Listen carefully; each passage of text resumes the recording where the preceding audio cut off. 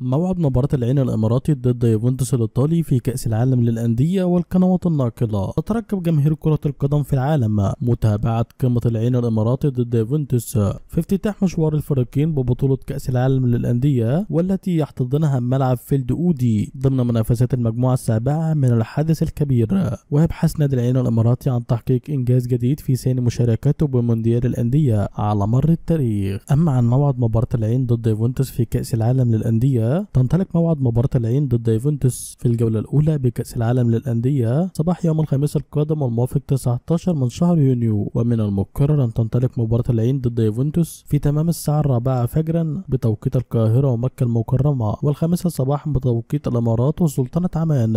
أما على القنوات الناقلة، يمكنكم مشاهدة مباراة العين ضد يوفنتوس في الجولة الأولى من كأس العالم للأندية عبر منصة دازل الناقل الحصري لجميع مباريات تلك البطولة، وذلك في منطقة الشرق الأوسط وشمال أفريقيا. وبس كده متابعي الكرام، نكون نهيت حلقتنا. توقعوا معانا نتيجة المباراة في الكومنتات تحت، وانتظرونا في فيديو جديد. دمتم على خير، والسلام عليكم ورحمة الله.